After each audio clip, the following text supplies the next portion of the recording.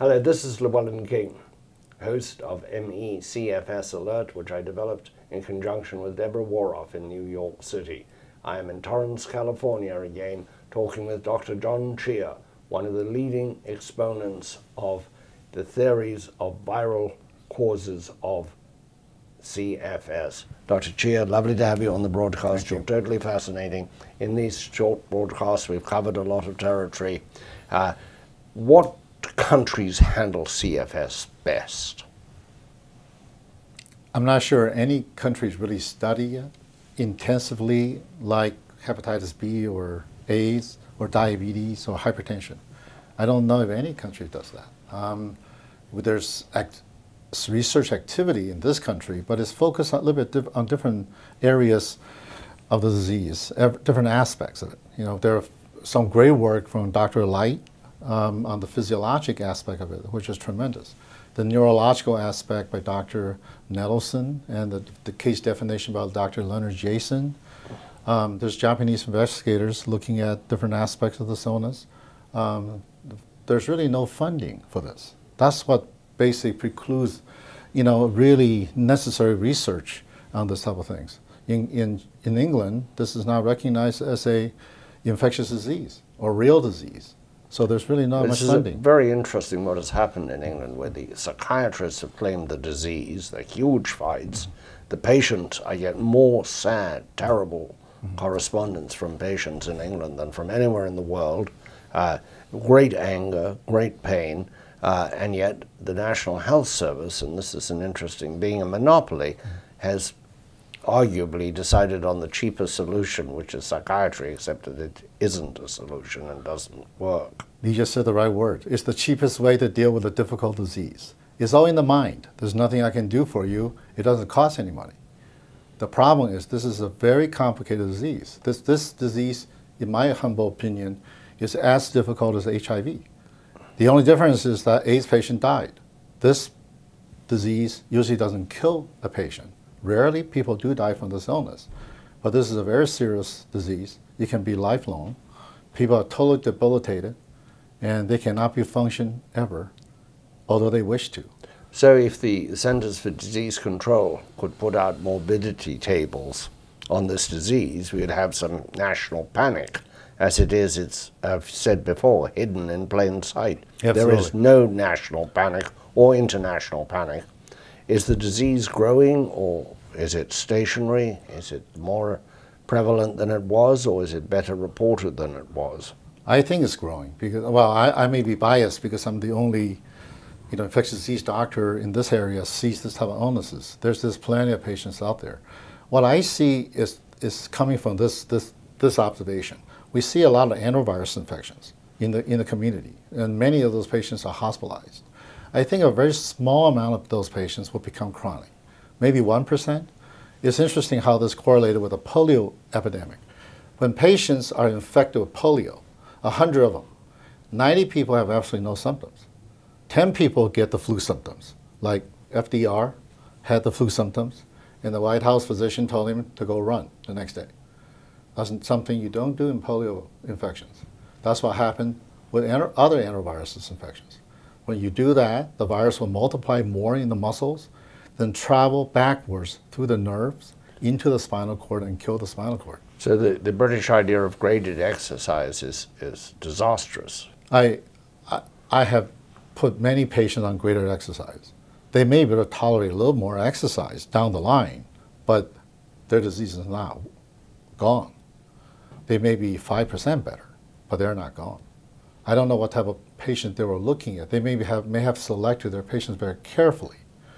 If you select some patients that have a phobia to exercise, they may respond to it, but that's a rare patient. The best number I have for government research on this disease is $6 million, and maybe more, maybe less, probably a little bit more from some collateral research.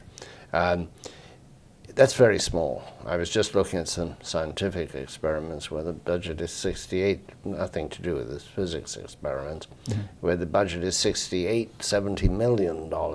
This is infinitesimal of government expenditure. and nothing much has come out of it, has it? Mm-hmm. What should we be doing?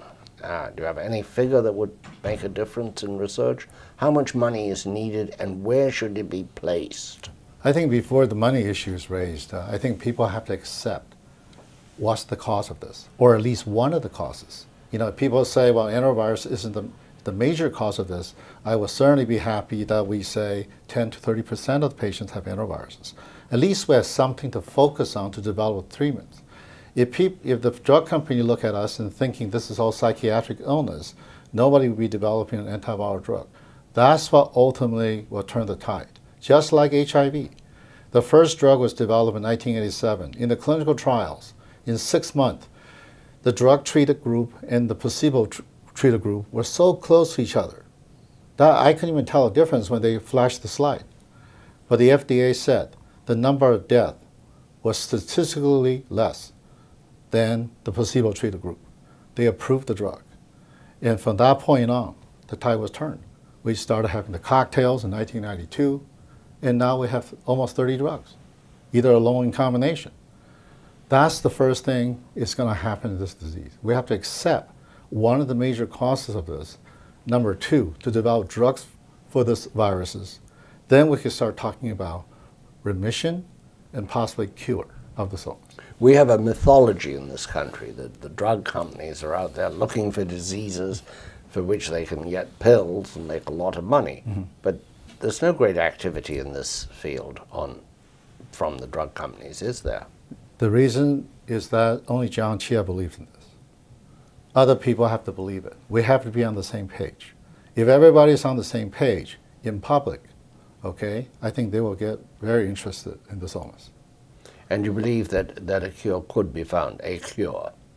Absolutely. Theoretically, this disease, because the double-stranded RNA in the cells, is theoretically curable. But HIV is the RNA is reversely transcribed into a DNA and integrated to the chromosome. Unless that cell dies, there will be no cure. In this disease, I think theoretically it's possible to cure it. Absolutely. Well, you're the first physician who's told me that they really believe a cure is possible.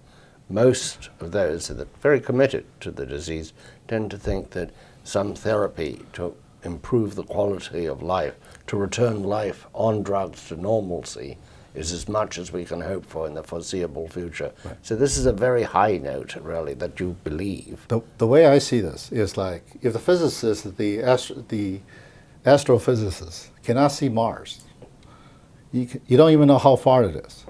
You can never get 2 rovers on Mars, right? Mm-hmm. We have to see the virus first. If we know how the virus behaves, which we know now, then there's a way to interrupt them. That's how this has to go. So should the first big effort in research be to the virus hunters? It is the virus hunter. As you know, there will be another study to look for the viruses, although they're looking at different compartments. That's been done many times before. We have to look back on history, why we failed in this disease. Because these viruses are not just floating around in the blood for you to find. They're in the tissues. We need to look at tissues. That's not being done. That's the easiest way to find it. Why hasn't someone reproduced the stomach biopsy results that I've done, published in 2007? It's been 5 years. You look at how many studies have been done on XMRV, how many millions of dollars was spent, and that one was dead. We knew it was wrong in the very start. It didn't fit at all. This enterovirus fit. You have to understand what acute enteroviruses are, which I learned in the last 14 years because I work in the hospital, and I see, why are these people coming in with these diseases that are so horribly ill, and we don't know what virus is it? Eventually, we start finding these viruses. Then we realize what they do. They can cause many things, okay? And if we just say, oh, I think it's viral, we'll never get to it. We have to look harder. Dr. Chia, thank you so much for your wisdom. We appreciate it very much. Thank you.